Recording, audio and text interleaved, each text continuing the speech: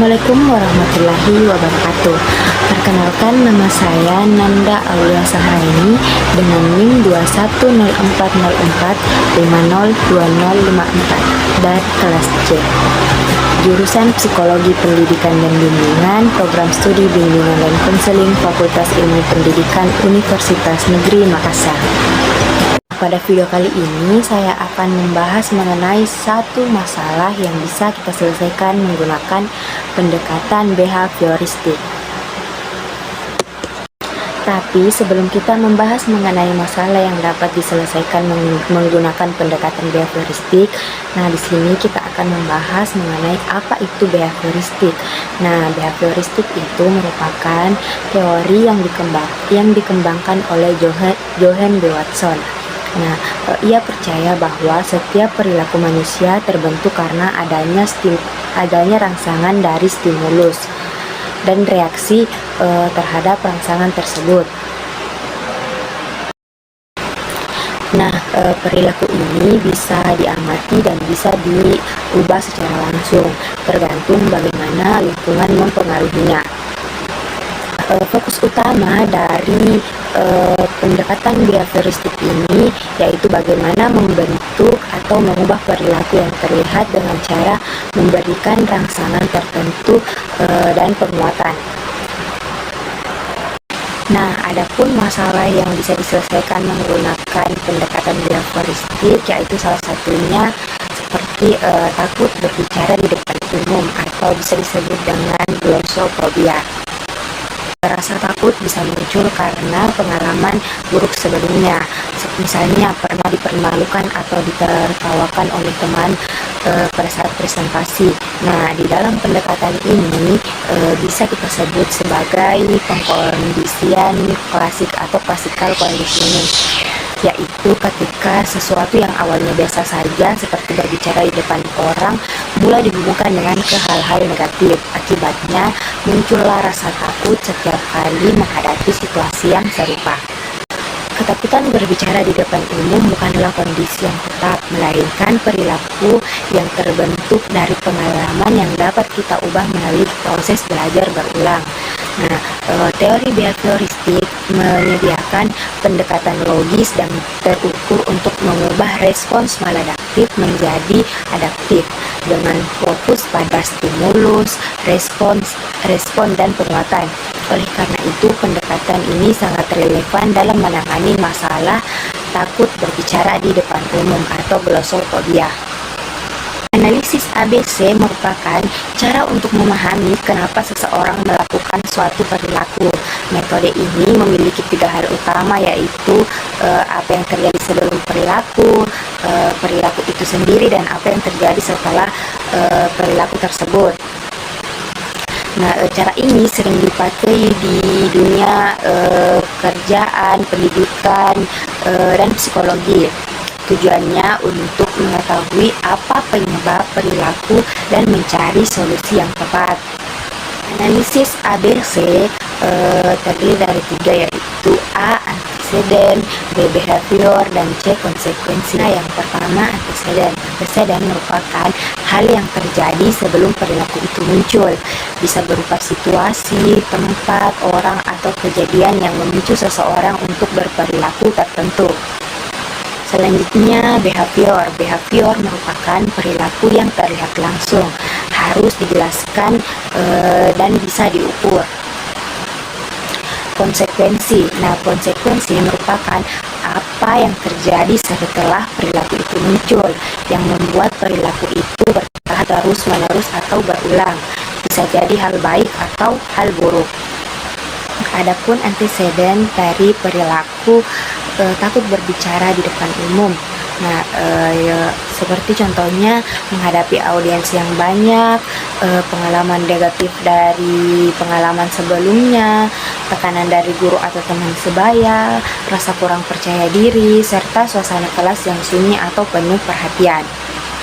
Sedangkan behaviornya terdiri dari seperti menghindari presentasi atau berbicara di depan umum, mengalami kecemasan berlebihan, mengalami gejala fisik seperti berkeringat, jantung berdebar, sakit perut, atau merasa mual. serta berbicara dengan terbata-bata atau dengan suara pelan.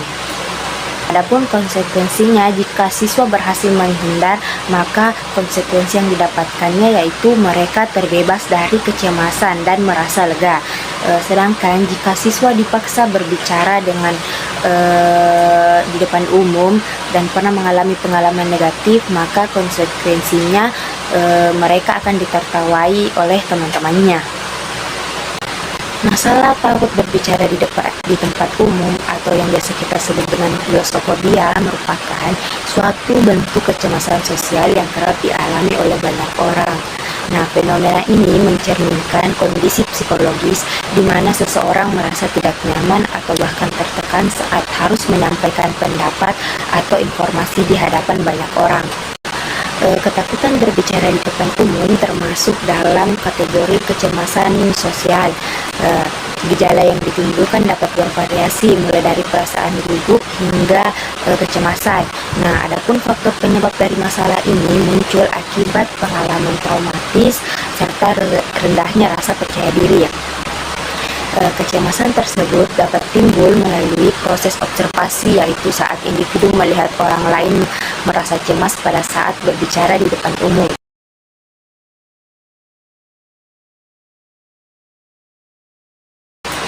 Nah, masalah takut berbicara di depan umum kita bisa atasi menggunakan pendekatan behavioristik karena fokusnya pada perubahan perilaku yang bisa dilihat langsung dan bisa kita ubah lewat latihan atau pengalaman. Nah, ketakutan ini biasanya muncul karena siswa pernah mengalami pengalaman yang tidak enak seperti ditertawai pada saat melakukan presentasi di depan umum. Akibatnya mereka memilih diam atau menghindar karena itu membuat mereka merasa lebih aman jika ia menghindar. Perilaku takut berbicara di depan umum muncul saat individu mulai mengaitkannya dengan pengalaman buruk di masa lalu, seperti pernah merasa dipermalukan, ditertawakan, atau gagal pada saat berbicara. Nah, hubungan tersebut menimbulkan reaksi kecemasan seperti tubuh gemetar, detak jantung meningkat, atau keinginan untuk menghindari masalah tersebut.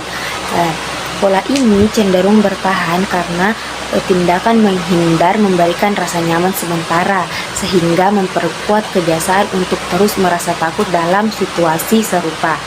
Perilaku takut berbicara di depan umum dapat kita hentikan ketika individu dilatih untuk menghadapi ketakutannya secara bertahap. Proses ini dimulai dari situasi yang paling mudah, misalnya berbicara di depan cermin, kemudian meningkat secara perlahan berbicara kepada teman dekat, kemudian dihadapkan kepada banyak orang atau sekelompok orang. Nah, setiap keberhasilan kecil akan diberi penguatan positif seperti pujian atau penghargaan kecil yang bertujuan untuk membentuk asosiasi baru yang menyenangkan. Dengan latihan secara konsisten, otak akan belajar bahwa berbicara di depan umum tidak selalu menimbulkan hal negatif. Seiring meningkatnya rasa percaya diri, ketakutan sebelumnya akan hilang secara perlahan. Adapun teknik yang bisa kita gunakan untuk mengatasi masalah tersebut yaitu teknik gradual exposure atau exposure therapy yang dikenalkan oleh Joseph Wolf, seorang psikolog asal Afrika Selatan. Nah, apa sih itu gradual exposure? Nah, teknik gradual exposure merupakan teknik dari terapi kognitif behavioral yang digunakan untuk mengatasi perilaku secara perlahan. Nah, tujuannya adalah agar anak atau individu bisa berfungsi lebih baik dalam kehidupan sehari-hari. Nah, di dalam teknik ini, orang akan dihadapkan pada hal-hal yang membuatnya cemas, tapi dilakukan secara bertahap, dimulai dari situasi yang paling ringan, lalu perlahan menuju situasi yang paling menantang, sesuai dengan tujuan apa yang sudah ditentukan. Nah, misalnya siswa yang awalnya takut berbicara di depan umum, Pertama, siswa tersebut diajak berbicara sendiri di depan cermin. Nah, setelah merasa nyaman, lanjut berbicara kepada teman-teman dekat, kemudian ke kelompok kecil, dan akhirnya berbicara di depan seluruh kelas.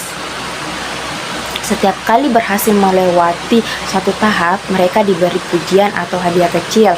Hal ini membuat otak mereka menyadari bahwa berbicara di depan umum sebenarnya bukan hal negatif. Semakin sering mencoba, maka rasa takut tersebut akan hilang secara perlahan dan mempunyai pengalaman positif. Adapun yang membuat teknik ini berhasil kita gunakan pada masalah takut berbicara di depan umum, yaitu siswa tidak langsung dipaksa untuk menghadapi situasi yang paling menakutkan. Mereka diberi kesempatan untuk maju sedikit demi sedikit. Rasa percaya diri dibangun dari pengalaman langsung, serta prosesnya terasa lebih mudah dan tidak terlalu menakutkan. Adapun analisis ABC setelah kita menggunakan teknik gradual exposure, yaitu antecedennya seperti berbicara di depan cermin, berbicara di depan teman dekat. Behaviornya seperti siswa berani mencoba berbicara meski awalnya terasa gugup. Siswa mulai berani berbicara di depan banyak orang. Sedangkan konsekuensinya, rasa takut perlahan berkurang dan percaya diri meningkat serta mendapatkan pujian. Nah, itulah tadi contoh analisis masalah takut berbicara di depan umum yang bisa kita gunakan dalam pendekatan behavioristik. Cukup sekian yang dapat saya sampaikan, kurang lebihnya mohon dimaafkan. Assalamualaikum warahmatullahi wabarakatuh.